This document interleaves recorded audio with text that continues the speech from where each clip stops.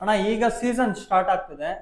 ಈಗ ನಾಟಿ ಮಾಡಿರೋ ಅಂತ ರೈತರಿಗೆ ಏನ್ ಸಲಹೆ ಕೊಡಕ್ ಇಷ್ಟಪಡ್ತೀರಾ ಅಣ್ಣ? ನೋಡಿ, ಈಗ ಏನು ಟೊಮಾಟೊ ನಾಟಿ ಮಾಡ್ತಾ ಇದಾರೆ, ಯಥೇಚ್ಛವಾಗಿ ಟೆಂಪರೇಚರ್ ಜಾಸ್ತಿ ಆಗ್ತಾ ಇದೆ. ದಿನೇ ದಿನೇ ಟೆಂಪರೇಚರ್ ಜಾಸ್ತಿ ಆಗ್ತಾ ಇದೆ. 30ರಿಂದ 40 ಟೆಂಪರೇಚರ್ ಹೋಗಂತ ಎಲ್ಲಾ ಸಾಧ್ಯತೆಗಳು ಕಾಣಿಸ್ತಾ ಇದೆ. ಅದರಿಂದ ರೈತರು ಈಗ ನಾಟಿ ಮಾಡ್ಬೇಕಾದ್ರೆ ಬಹಳ ಮುಖ್ಯವಾಗಿ ಅನುಸರಿಸಬೇಕಾದಂತ ವಿಧಾನ ಬಂದು ಮಲ್ಚಿಂಗ್ ಪೇಪರ್. ಬಹಳ ಮುಖ್ಯವಾಗಿ ಮಲ್ಚಿಂಗ್ ಪೇಪರ್ ಹಾಕ್ಬೇಕು. ಮಲ್ಚಿಂಗ್ ಪೇಪರ್ ಮೊದ್ಲು ಗಡ್ಡೆಗೆ ನೀರ್ ಹಾಕೊಂಡ್ಬೇಕು. ನೀರ್ ಹಾಕೊಂಡು ಮಲ್ಚಿಂಗ್ ಪೇಪರ್ ಹಾಕಿ ನಾಟಿ ಮಾಡ್ಬೇಕಾದ್ರೆ ಏನ್ ನೀರ್ ಹಾಕಿರ್ತಾರೆ ಮಲ್ಚಿಂಗ್ ಪೇಪರ್ ಅಲ್ಲಿ ನೈಟ್ ಎಲ್ಲ ಚೆಕ್ ಮಾಡ್ಕೊಂಡಿರ್ತಾರೆ. ನಾರು ಇಲ್ಲಿ ಸಂಜೆ ಟೈಮ್ ನಾಟಿ ಮಾಡಬೇಕು, ಬೆಳಿಗ್ಗೆ ಟೈಮ್ ಮಾಡಬಾರ್ದು. ಯಾಕಂದ್ರೆ ಬಿಸಿಲಿಗೆ ನಾರು ಸಾಯಂತ ಸಾಧ್ಯತೆಗಳಿರ್ತೈತೆ.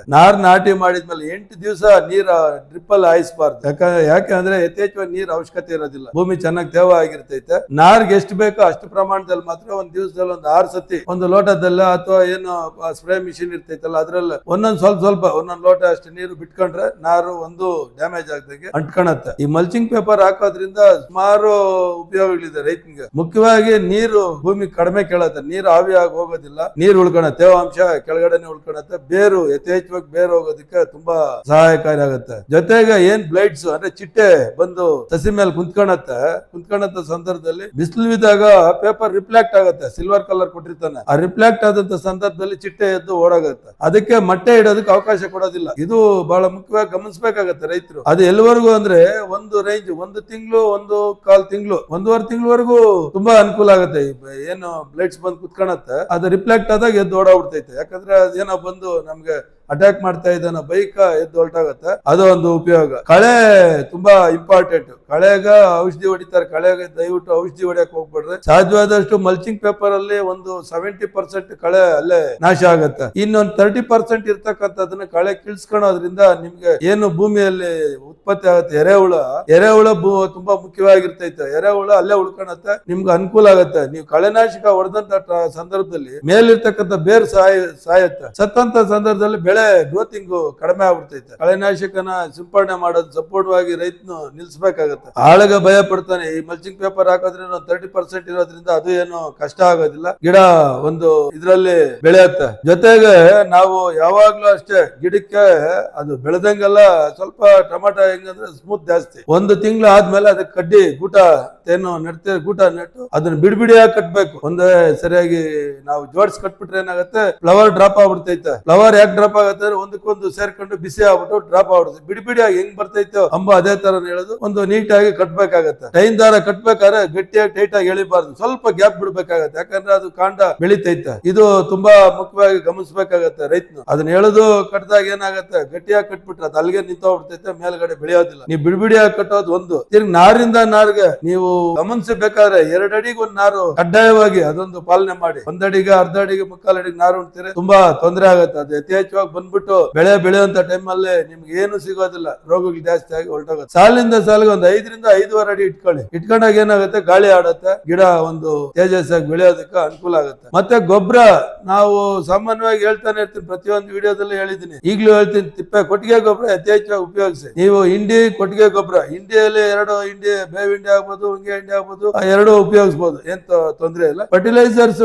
ಏನು ಅರಿಗೆ ಇದ್ರಲ್ಲಿ ಕೊಡ್ತಾರಲ್ಲ, ಏನು ನಮ್ಮ ತೋಟಗಾರಿಕೆಯಲ್ಲಿ ಕೃಷಿ ಇಲಾಖೆಯಲ್ಲಿ ಕೆಲವು ಗೊಬ್ಬರಗಳು ಕೊಡ್ತಾರೆ, ಆ ಗೊಬ್ಬರ ಮಿಕ್ಸ್ ಮಾಡ್ಕೊಂಡು ನೀವು ಸಮ ಪ್ರಮಾಣದಲ್ಲಿ ಹಿಂಡಿ, ಏನು ಬೇವು ಹಿಂಡಿ ಆಗ್ಬೋದು, ಉಂಗೆ ಹಿಂಡಿ ಆಗ್ಬೋದು, ಸಮ ಪ್ರಮಾಣದಲ್ಲಿ ಉಪಯೋಗಿಸಿ ಎಲ್ಲ ಮಿಕ್ಸ್ ಮಾಡಿ ನೀವು ಗಿಡಕ್ಕೆ ಮೊದಲು ನಾರು ಮೊದಲೇ ಕೊಟ್ಬಿಡಿ. ಇದು ಕೊಟ್ಟಾಗ ಏನಾಗತ್ತೆ, ನಿಮ್ಗೆ ಅದು ಸದ್ಯಕ್ಕೆ ಸಿಗೋದಿಲ್ಲ. ಗಿಡ ಬೆಳವಣಿಗೆ ಆದಂಗೆಲ್ಲ ಬೇರೆ ಒಳಗಡೆ ಹಿಂಗ್ ಹೋಗುತ್ತೆ. ಹಂಗೆ ಗೊಬ್ಬರ ಯಾವಾಗ ಗೊಬ್ಬರ ಬೇಕಾಗಿರೋದು 1 ತಿಂಗಳು ಆದ್ಮೇಲೆ, ಸಸಿ ನಾಟಿ 1 ತಿಂಗಳು ಆದ್ಮೇಲೆ ಗೊಬ್ಬರ ಯಥೇಚ್ಛವಾಗಿ ಕೇಳತ್ತೆ. ಅಂತ ಸಂದರ್ಭದಲ್ಲಿ ಅದು ನಿಮ್ಗೆ ಯೂಸ್ಫುಲ್ ಆಗತ್ತೆ. ನಿಮ್ಗೆ ಹಾಕಿದ ದಿವಸನೇ ಕೊಟ್ಟಿಗೆ ಗೊಬ್ಬರ ಆಗ್ಲಿ, ಬೇವು ಹಿಂಡಿ, ಉಂಗೆ ಹಿಂಡಿ ಆಗ್ಲಿ ಕೆಲಸ ಮಾಡೋದಿಲ್ಲ. ನೀವು ಏನಾದ್ರೂ ಏನ್ ಕೆಲಸ ಮಾಡಿಲ್ಲ ಅಂತ ಹೇಳಿ ನೀವು ಗೊಬ್ಬರ ಕೊಡಕ್ ಹೋದ್ರೆ ಗಿಡಕ್ಕೆ ತೊಂದರೆ ಆಗುತ್ತೆ. 1 ತಿಂಗಳವರೆಗೂ ಏನು ಯಾವುದೇ ರೀತಿಯಾದಂತ ಫರ್ಟಿಲೈಸರ್ಸ್ ನ ಕೇಳೋದಿಲ್ಲ. ಫರ್ಟಿಲೈಸರ್ಸ್ ಯಾವ ತರ ಕೊಡ್ಬೇಕಂದ್ರೆ ಸಾಧ್ಯವಾದಷ್ಟು ಡ್ರಿಪ್ ಗೊಬ್ಬರನ ಅವಾಯ್ಡ್ ಮಾಡಿ. ಮೂಟೆ ಗೊಬ್ಬರ, ಕೆಲವು ಮೂಟೆ ಗೊಬ್ಬರನ ಯಾವ್ದು ಕೊಡ್ಬೇಕು ಯಾವ್ದು ಕೊಡಬಾರ್ದು ಅಂತಕ್ಕಂಥದ್ದು ತೀರ್ಮಾನ ತಗೊಂಡು ಆ ಗೊಬ್ಬರಗಳನ್ನ ಪಕ್ಕದಲ್ಲಿ ಒಂದು ಗುಣಿ ಮಾಡಿ ಗುಣಿಯಲ್ಲಿ ಹಾಕಿದ್ದಾದ್ರೆ ಅದು ಸ್ವಲ್ಪ ಕರಗಿ ಬೇರೆಗೆ ಸಪ್ಲೈ ಆಗುತ್ತೆ. ಡ್ರಿಪ್ ಗೊಬ್ಬರ ಏನಾಗುತ್ತೆ ಅಂದ್ರೆ ಒಂಥರ ಗ್ಲೂಕೋಸ್ ಇದ್ದಂಗೆ, ಕೊಟ್ಟಿದ ತಕ್ಷಣ ನಿಮ್ಗೆ ಗೊತ್ತಾಗ್ಬಿಡ್ತೈತೆ, ರಿಸಲ್ಟ್ ಬಂದ್ಬಿಡ್ತೈತೆ, ಆಮೇಲೆ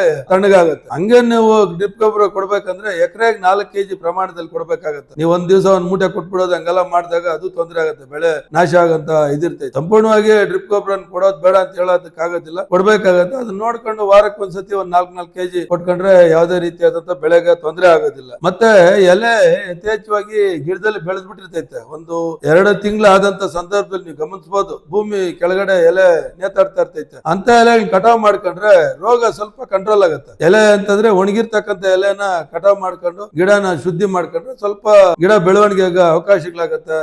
ಅದನ್ನು ನೀವು ಅನುಸರಿಸಬೇಕಾಗತ್ತೆ. ಕೀಟನಾಶಕಗಳನ್ನ ನೀವು ಪ್ರತಿದಿನಾನು ಗಮನಿಸ್ತಾ ಇರ್ಬೇಕು. ಬೆಳಿಗ್ಗೆ ಹೋಗಿ ನೋಡಿದಾಗ ನಿಮ್ಗೆ ಗೊತ್ತಾಗತ್ತೆ ಏನು ಎಲೆ ಮೇಲೆ ಮಚ್ಚೆ ಬಂದಿರೋದಾಗ್ಬೋದು, ಅಥವಾ ಗೆರೆ ಟೈಪ್ ಬಂದಿರೋದಾಗ್ಬೋದು, ಅಥವಾ ತೂತ ಆಗಿರ್ಬೋದು. ಇವನ್ನೆಲ್ಲ ಗಮನಿಸಿದಾಗ ಏನು ಎಲೆ ಮೇಲೆ ಗೆರೆ ಬಂದಿದ್ರೇನೋ, ರಂಗೋಲೆ ತರ ಹುಳ ಬಂದಿದೆ, ಅದಕ್ಕೆ ಯಾವ ಔಷಧಿ ಹಾಕ್ಬೇಕು ಅದನ್ನೇ ಸಿಂಪಡಣೆ ಮಾಡ್ಕೊಳ್ಳಿ. ಯಾವ್ದಂದ್ರೆ ತಗೊಂಡೋಗಿ ಹೊಡಿಯೋದು ಅದೆಲ್ಲ ಮಾಡಕ್ ಹೋಗ್ಬಿಡ್ರಿ. ಅದು ಹೆವಿ ಕೆಮಿಕಲ್ ಆಗಿ ಬೆಳೆ ನಷ್ಟ ಆಗುವಂತ ಸಂದರ್ಭ ಇರ್ತೈತೆ. ಕೀಟ ಏನು ಎಲೆಗೆ ಹುಳ ಬಿದ್ದಿರೋದು ಗೊತ್ತಾಗ್ಬಿಡ್ತೈತೆ ಆರಾಮಾಗಿ. ನಿಮ್ಗೆ ಎಲೆ ತೂತಾಗಿದ್ದಂತ ಸಂದರ್ಭದಲ್ಲಿ ಕೀಟನಾಶಕ ಬಳಸಿ. ಒಂದು ವಾರದಲ್ಲಿ ಒಂದ್ಸತಿ ಕೀಟನಾಶಕ ಬಳಸಿದ್ರೆ ನಿಮ್ಗ ಬೆಳೆ ಅಷ್ಟೊಂದು ನಾಶ ಆಗಂತ ಸಾಧ್ಯತೆಗಳಿರೋದು. ನೀವ್ ಹೆಚ್ಚಿಗೆ 2 ದಿವಸಕ್ಕೆ 3 ದಿವಸಕ್ಕೆ ಔಷಧಿ ಹಾಕಂತದ್ದು ಏನು ಬೇಕಾಗಿಲ್ಲ ಅಂತ ಅನ್ಸುತ್ತೆ. ಇನ್ನೇನು ವೈರಸ್ ಬರೋಂತ ಸಾಧ್ಯತೆಗಳು ಕಾಣಿಸ್ತಾ ಇದೆ. ಯಾಕಂತಂದ್ರೆ 4ನೇ ತಿಂಗಳು ಎಂಡಿಂಗ್ ಅಲ್ಲಿ ಅಥವಾ 5ನೇ ತಿಂಗಳಲ್ಲಿ ವೈರಸ್ ಬರ್ಬೋದು. ವೈರಸ್ ಈಗ ಸದ್ಯಕ್ಕೆ ವೈರಸ್ ಎಲ್ಲೂ ಇಲ್ಲ, ಬರ್ಬೋದು ಅಂತ ಮಾಹಿತಿಗಳಿದೆ. ಏನಾಗುತ್ತೋ ಅದ್ರ ಬಗ್ಗೆ ನೋಡೋಣ. ವೈರಸ್ ಬಂದಂತ ಸಂದರ್ಭದಲ್ಲಿ ವೈರಸ್ ತಡೆಗಟ್ಟೋದಕ್ಕೆ ನಾನು ಮೊದಲೇ ಹೇಳಿದ್ದೆ, ಒಂದು 15 ದಿವಸಕ್ಕೆ ಮುಂಚೆ ಯಥೇಚ್ಛವಾಗಿ 1 ಮೀಟರ್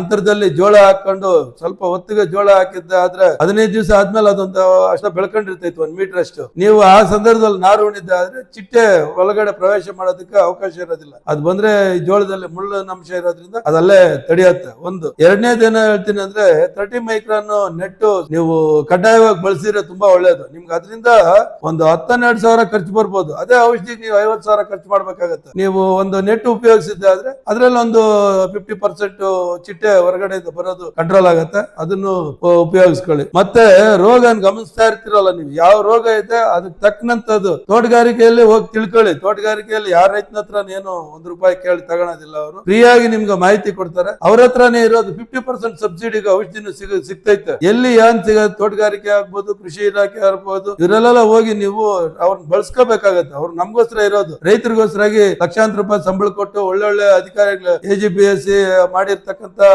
ಅಧಿಕಾರಿಗಳು ಇರ್ತಾರೆ. ನೀವು ಅವ್ರ ಹತ್ರ ತಿಳ್ಕೊಂಡು ಪಕ್ಕದಲ್ಲಿ ಇರೋಂತ ರೈತ ಏನ್ ಬಳಸ್ತಾ ಇದ್ದಾನೆ ಬುದ್ಧಿವಂತರನ್ನ ತಿಳ್ಕೊಂಡು ಮಾಹಿತಿ ತಿಳ್ಕೊಂಡು ಬೆಳೆ ಮಾಡಿದ್ರೆ ನಷ್ಟ ಕಡಿಮೆ ಆಗುತ್ತೆ ರೈತನಿಗೆ. ಮತ್ತೆ ಹಣ್ಣು ನೀವು ಮಾರ್ಕೆಟ್ ತರಬೇಕಾದ್ರೆ ಸೀಸನ್ ವೈಸ್ ತರಬೇಕಾಗತ್ತೆ. ಯಾವ ಸಂದರ್ಭದಲ್ಲಿ ಯಾವ ಕಲರ್ ಬೇಕು. ಈಗ ಸೀಸನ್ ಅಲ್ಲಿ ತುಂಬಾ ಲಾಂಗ್ ಹೋಗುತ್ತೆ. ಅಂದ್ರೆ ನಿಮ್ಗೆ 5ನೇ ತಿಂಗಳಿಂದ ಮೇಲೆ ಆಫ್ ಕಲರ್ ಕೇಳ್ತಾರೆ. ಎಲ್ಲಾ ಕಡೆ ಆಫ್ ಕಲರ್ ನಡೆಯೋದ್ರಿಂದ ಆಫ್ ಕಲರ್ ತಂದ್ರೆ ಮಾರ್ಕೆಟ್ ಅಲ್ಲಿ ನಿಮ್ ಬೆಳೆನೂ ಅಭಿವೃದ್ಧಿ ಆಗುತ್ತೆ, ಜೊತೆಗೆ ಮಾರ್ಕೆಟ್ ಅಲ್ಲಿ ಒಳ್ಳೆ ಬೆಳೆ ಸಿಗುತ್ತೆ. ನೀವು ಕಲರ್ ಮಾಡಿಸ್ಬಿಟ್ರೆ ಏನಾಗತ್ತೆ, ಬೆಳೆ ನಷ್ಟ ಆಗುತ್ತೆ. ನಿಮ್ಗೆ ಏನು ಗ್ರೋತಿಂಗ್ ಅಲ್ಲಿ ಇರ್ತೈತೋ ಅದನ್ನು ಗ್ರೋತಿಂಗ್ ಇರೋದನ್ನ ಈ ಹಣ್ಣು ಎಳ್ಕೊಂಡ್ಬಿಡ್ತೈತೆ. ಅದೇ ನೀವು ಒಂದು ದೋರೆ ಬಂದಂತ ಸಂದರ್ಭದಲ್ಲಿ ಕಿತ್ಕೊಂಡ್ರೆ ಬೆಳೆಯಲ್ಲಿ ಇರ್ತಕ್ಕಂಥ ಮೇಲೆ ಇರ್ತಕ್ಕಂಥ ಹಣ್ಣು ಸೈಜ್ ಬರೋದಕ್ಕೆ ಅವಕಾಶ ಆಗುತ್ತೆ. ನಿಮ್ಗೆ ಒಳ್ಳೆ ಬೆಲೆನೂ ಸಿಗ್ತೈತೆ ಮಾರ್ಕೆಟ್ ಅಲ್ಲಿ. ಇದನ್ನ ಅಳವಡಿಸ್ಕೋಬೇಕು ರೈತರು. ಮಾರ್ಕೆಟ್ ಅಲ್ಲಿ ಯಾವ ಸಂದರ್ಭ ಯಾವ್ದಾವ್ ತರಬೇಕಂತಕ್ಕಂಥದ್ದನ್ನ ರೈತರು ಅಳವಡಿಸ್ಕೋಬೇಕಾಗತ್ತೆ. ಕೂಲಿ ಆಳು ಸಿಗ್ದಿದ್ದ ಸಂದರ್ಭದಲ್ಲಿ ತೊಂದರೆ ಆಗಿರ್ತೈತೆ, ನಾನು ಇಲ್ಲ ಅಂತ ಹೇಳೋದಿಲ್ಲ. ಅಂತ ಸಂದರ್ಭದಲ್ಲಿ ಏನ್ ಕಲರ್ ಇರ್ತೈತೆ ಅದನ್ನ ಒಂದ್ಸರಿ ಕೊಯ್ದ್ಬಿಟ್ಟು ಆಮೇಲೆ ನೀವು ಮಾಮೂಲಿ ಇದಕ್ ಬರ್ಬೇಕಾಗತ್ತೆ. ಜೊತೆಗೆ ರೇಟ್ ಬಂದ್ಬಿಡ್ತೈತೆ, ಇನ್ನೇನೋ ಮುಂದೆ ಏನೋ ಆಗ್ತೈತೆ, ತೋಟದಲ್ಲಿ ಬಿಟ್ಕೊಳ್ಳೋಣ ಅಂತಕ್ಕಂಥ ಪರಿಸ್ಥಿತಿಗಳು ಮಾಡಕ್ ಹೋಗ್ಬೇಡ್ರಿ ರೈತರು. ಅದು ಒಂದೊಂದ್ಸತಿ ಪ್ಲಸ್ ಆಗತ್ತೆ, ಒಂದೊಂದ್ಸತಿ